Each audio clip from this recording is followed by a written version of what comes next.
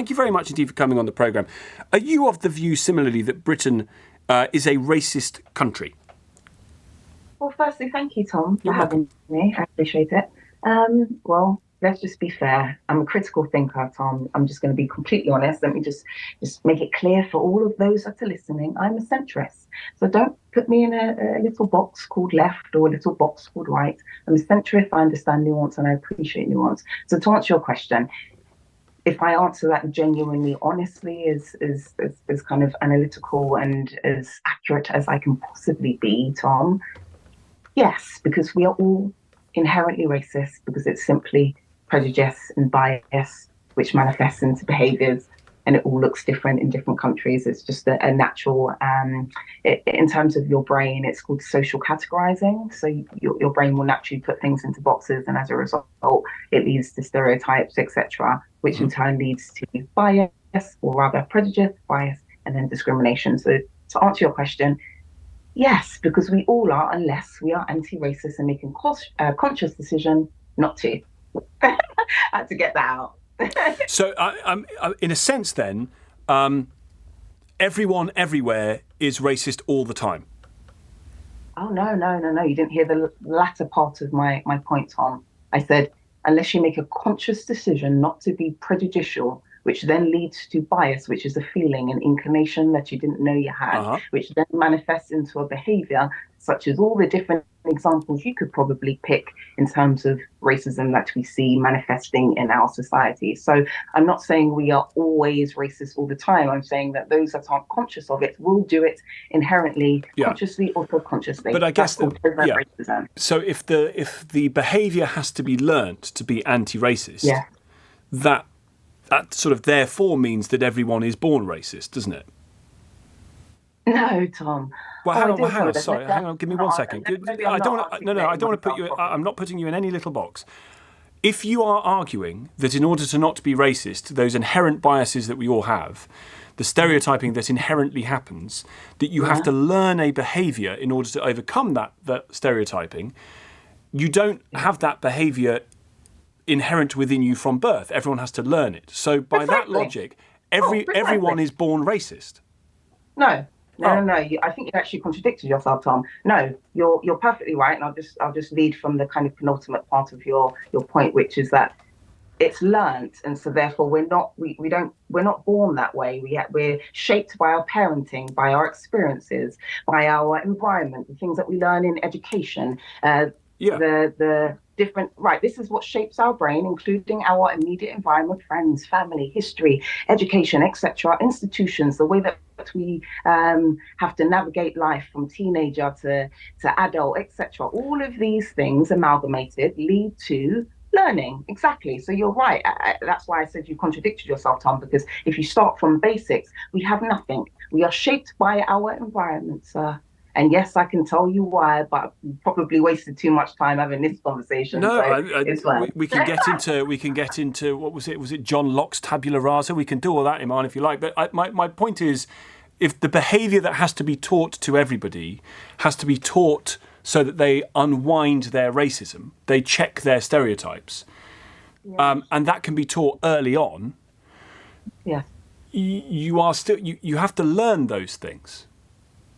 So even as a very young child, you have to learn those things. So what do we start from? We start from the principle that most people are going to be born into racism and have to be in a position of learning not to be racist. And that can start at the age of 3, depending on the parents and the environment, or it will never happen. Oh, you actually said that quite well, Tom. Yes, I think we're now understanding each other. We finally got there. Yes, I think you articulated that so perfectly. Isn't that interesting? If we just break it down to neuroscience, just start from the brain and then kind of delve onwards. We know that intellectually, we understand this in terms of how neurocircuits work. We are an empty shell. We are then indoctrinated. I know you hate that word, or not you rather, but some people do. And then we end up learning all of these different things that can be incongruous to what we probably should lead with in terms of British values and morals and equality and the Equalities Act and all these things that we lead with in terms of pride and patriotism. So again, it's that weird contradiction that I note in people. And the contradiction is between what? Equality. So, okay, in fact, I'll put it a different way. If we start with morals and values in terms of British values and British morals, what is a British moral? Okay, so I'll give you an example that I'm sure your viewers will probably appreciate.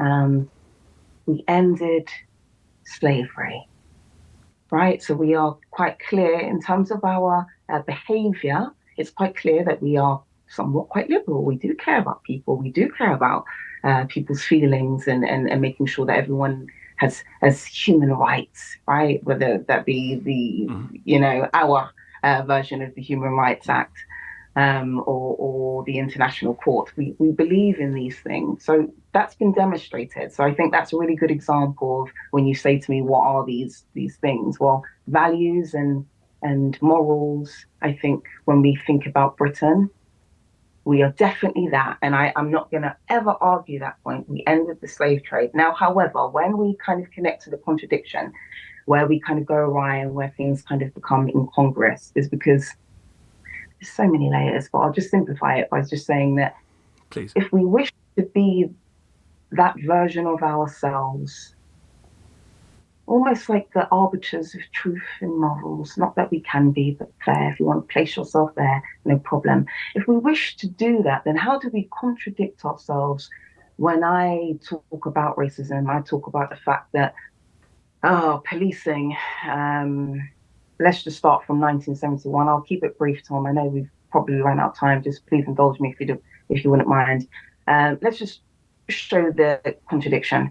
Policing, okay? 1971, the trial of the Mangrove Nine. That was the first time the British judicial system established that there was racial prejudice within policing. 1971, sorry, 79, sorry, I do apologise. 71.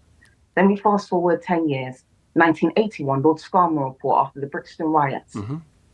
This is when he said that there was no doubt that racial prejudice played a role in British society. This is 1981, people. Let's get with the program. I'm only 33 years old and I can see the pattern. Let's go. Then we fast forward to 1999, Macpherson report.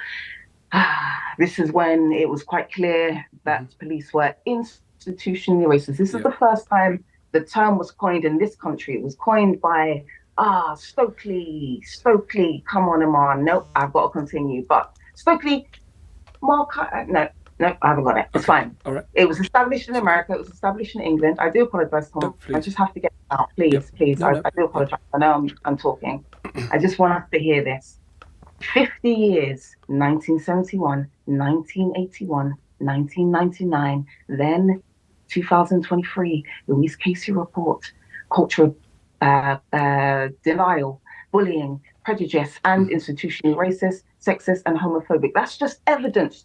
Look how long I had to talk. I had to do a rant just to talk about the police, and then more. Yep. Do you see what I'm trying to say to you, Tom? And this is why it's frustrating. I can now officially finish. I do apologise for the rant, but hear me. Just hear me. Yeah. This is what's happening. The evidence is there, and this is why we are incongruous in terms of our behaviour. Cool. And I'll just make one more point. The reason why younger people are really conscious of these things, firstly, because they are absolutely annoyed with the lack of nuance.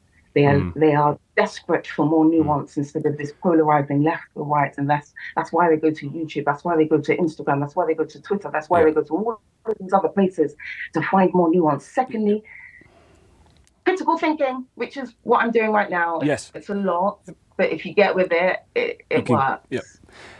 Imarn, thank you. Imarn Ayton is an anti-racism campaigner